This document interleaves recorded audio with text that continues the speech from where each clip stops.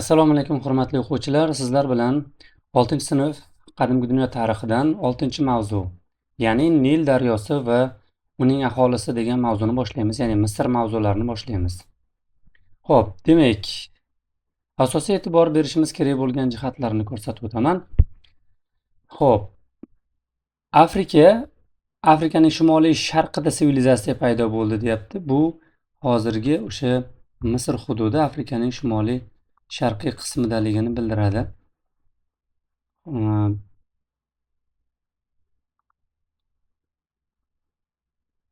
Endi Nil daryosining mavjudligi Afrikada sivilizatsiya paydo bo'lishining asosiy sababchisi. Chunki sivilizatsiyalar asosan daryo bo'ylarida paydo bo'lgan. Misrda ham, Mesopotamiyada ham, Hindistonda ham, Xitoyda ham hamma sivilizatsiya o'sha daryo bo'ylarida paydo bo'lgan. Misrda ham xuddi shunday. Endi Misrdagi eng katta daryoning nomi bu Nil daryosi bo'ladi. Uning uzunligi 6000 kilometr. Eslab qolamiz, Nilning uzunligi 6000 kilometr.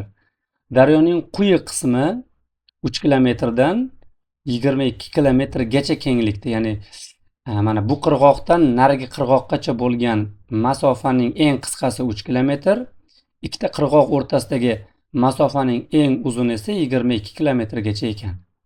Misrliklar o'zining yurtini qora tuproq yoki Nil in'omi deb atashar ekan. Nima uchun aynan qora tuproq? Sababi Nil toshgan paytida undan keladigan loyihalar butun yerni qora rangga olib kirgan va bu unumdorligini oshirgan. Shuning uchun ham qora tuproq. Va u qora narsani nima beradi? Nil bergan. Shuning uchun ham Nil in'omi deyishgan. Endi qadim o'tgan zamonlarda Nil vodiysida odamlar o'ta olishmagan. U yerda papiruslar ko'p bo'lgan, butalar ko'p bo'lgan va hokazo. Mana bu yerda xaritada mana Nil daryosi ko'rsatib o'tilgan. Nil daryosi oqib borib, O'rta Yer dengiziga quyiladi. Mana O'rta Yer dengizi. Xo'p. Navbatdagisi miloddan avvalgi 4-ming-yillik boshlarida odamlar Nil daryosi qirg'oqlarini o'zlashtirishga bel bog'ladilar. Xo'p, buni qanday eslab qolamiz? 4-ming-yillikning boshlari Nil daryosi qirg'oqlarini o'zlashtirish boshlandi. Boshlarida boshlandi. Mana shunaqa deb eslab qolish kerak. 4-ming-yillikning boshlarida Nil daryosi qirg'oqlarini o'zlashtirish boshlandi. Xo'p, endi mana bu joylarga kerak emas. Xo'p, misrliklar asosan bug'doy, arpa, shuningdek poliz ekinlarini ekkan. Kanopdan esa gazlamalar to'qishgan. Kanopdan gazlama to'qilgan. Xo'p, mana bular shart emas.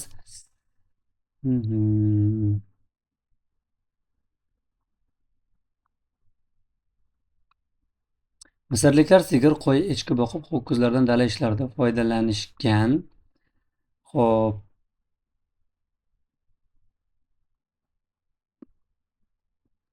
Qadimgi Misr hunarmandlari 30 dan ortiq kasbkorlarga ega bo'lishgan. 30 dan ortiq kasbkor. Xo'p, shu joyni eslab qolamiz. Navbatdagisi. Oddiy misrliklarning uyi loy suv olgan papirus poyalaridan yasalgan. Zodagonlarning uylari esa oftobda quritilgan xom g'ishtlardan yasalgan. Firavnlarning uylari esa va ibodatxonalar, saroylar toshdan barpo etilgan. Mana shu joyga e'tibor beramiz, sababi bu juda ko'p marta savollarda tushgan. Oddiy misrlikning uyi nimadan qurilgan? Xo'p, zodagonlarniki nimadan qurilgan? Firavnniki nimadan qurilgan? Xo'p, keyingisi. Kemasozlar qamishdan kema yasashgan. Yo'q. Kemasozlar qamishdan qayiq yasashgan, yog'ochlardan esa kemalar yasashgan. Bu unchalik tushmaydi. Keyingisi, miloddan avvalgi 4-ming-yillikning oxiriga kelib esa, oxirida deyapti. Nil daryosi sermashaqqat turmush tarziga moslasha boshladi. Ya'ni 4-ming-yillikning boshida o'zlashtirish boshlanganda, 4-ming-yillik oxiriga kelib o'zlashtirib bo'lishdi degani bu.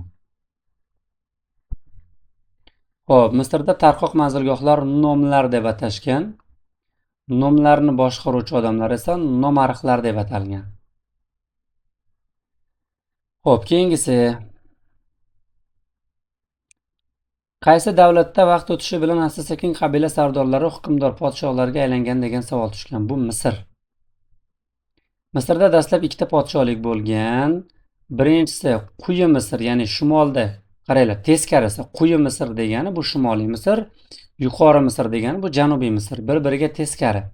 Quyi deganda odatda pastki qismini tushunishimiz kerak bo'lgan, yuqori deganda esa shimoliy qismini tushunishimiz kerak, lekin bu yerda teskarisi. Quyi Misr degani bu Janubiy Misr,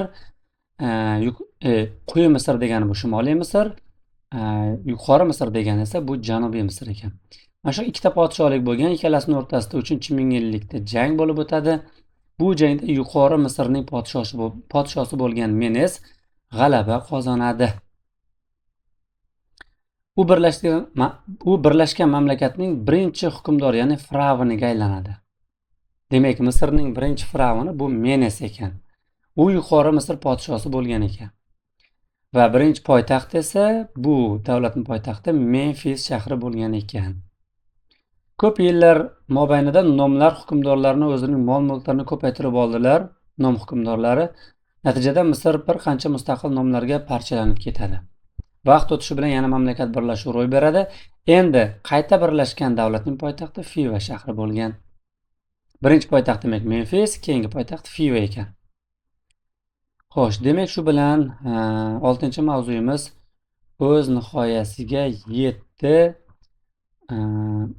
Mavzuni diqqat bilan o'qiymiz va esda qolishi qiyin bo'lgan joylarni nimagadir o'xshatib, nimalargadir qiyoslab eslab qolishimiz kerak. E'tiboringiz uchun rahmat. Bugungi mavzuyimiz shulardan iborat.